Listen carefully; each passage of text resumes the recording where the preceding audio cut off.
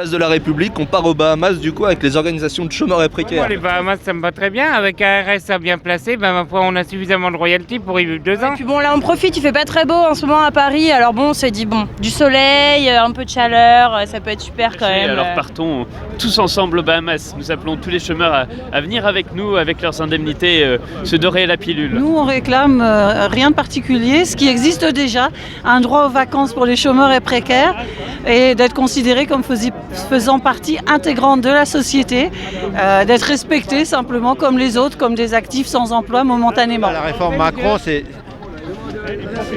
super. On va multiplier le nombre de chômeurs et on va pouvoir partir encore plus nombreux aux Bahamas. Mais la réforme Macron, je pense qu'elle n'apporte pas grand-chose. Il y a beaucoup d'effets d'annonce qui consistent tous à stigmatiser des personnes à qui on refuse surtout un emploi. Ouais, c'est le Robin des Bois des riches. Macron, il est tout sauf drôle, ce garçon. Il est cynique, arrogant, méprisant. C'est un digne représentant des riches. Et en fait, continue à détruire le modèle social français, sur le chômage comme sur le reste. Plus de contrôle. Nous voulons des contrôles. Non, mais moi je suis un chômeur, je pars aux Bahamas avec mes 850 €.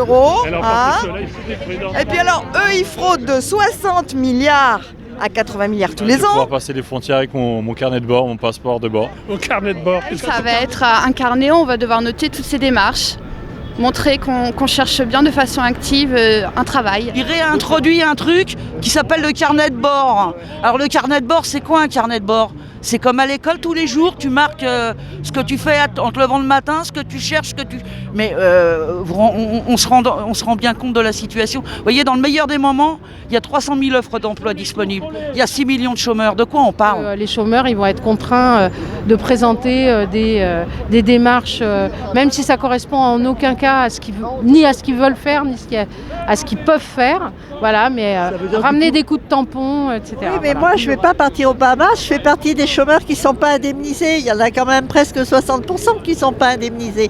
Donc, je ne vais pas pouvoir partir. Il faut dire qu'on a de la chance. En tant qu'indemnisé, on profite un peu de l'État, du système. Parce qu'en fait, Macron, il parle bien. En fait, les débuts de phrase sont toujours très, très séduisantes. C'est la fin de la phrase qui est un peu plus cassante. C'est-à-dire, il y a très peu de chômeurs qui fraudent. La plupart des chômeurs cherchent du travail, mais il y a quand même une minorité qui fraude. Voilà, enfin, Alors maintenant, ils s'amusent à monter tout le monde contre tout le monde.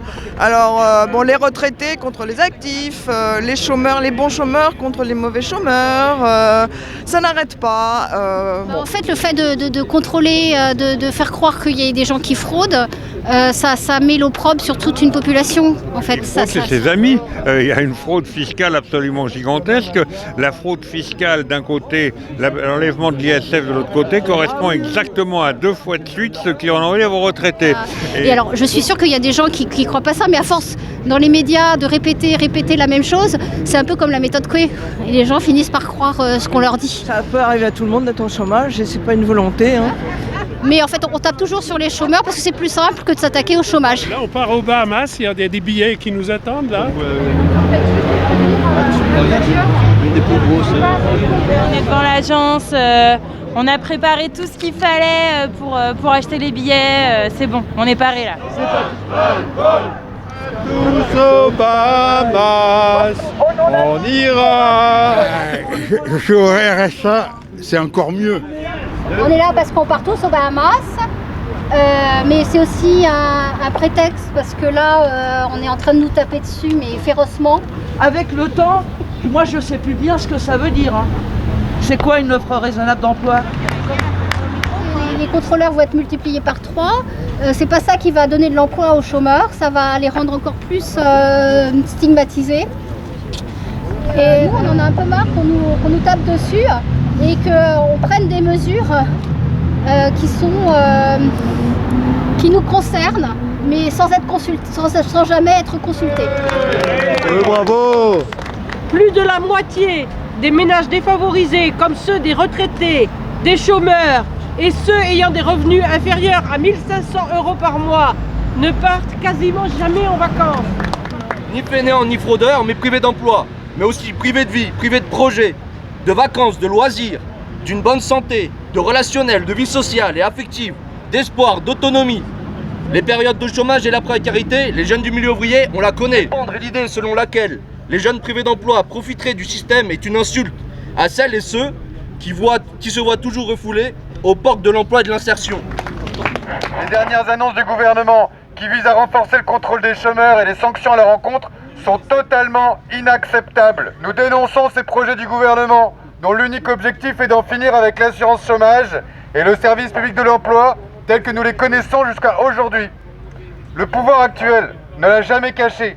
Pour lui, le service public de l'emploi a comme rôle de contrôler et de sanctionner les chômeurs pour qu'ils acceptent n'importe quel job mal payé aux conditions de travail déplorables. Pour l'État et le patronat, l'assurance chômage et le service public de l'emploi ne sont que des outils supplémentaires de contrôle social pour faire pression sur les salaires et les conditions de travail. On en est arrivé à un système qui est en train de se construire autour de la culpabilisation, la criminalisation, le contrôle et la sanction chômeurs et salariés. Le pouvoir voudrait nous diviser, c'est ensemble que nous continuerons de lutter et de défendre nos idées jusqu'au bout. Et effectivement, ce qu'est en train de faire le gouvernement, c'est d'essayer de renverser la responsabilité sur le dos des chômeurs en renforçant les contrôles et en laissant entendre parmi le public que si les gens ne trouvent pas de travail, c'est de leur responsabilité et qu'il faut qu'ils s'organisent mieux. Nous savons qu'avec le renforcement des lois de destruction du Code du travail, la responsabilité, c'est bien celle du gouvernement et celle du patronat aujourd'hui de renvoyer des gens dans la précarité et dans le chômage. C'est eux qui valent rien. Tout ce qui n'est pas productif, qui ne produit pas, entre guillemets, de la richesse, c'est-à-dire de la croissance dans leur idéologie à eux, ne vaut rien. Et je crois que là-dessus, il faut faire très très attention. On va tous ne rien valoir du tout. Même... C'est la lutte finale, groupons-nous dès demain, la terre.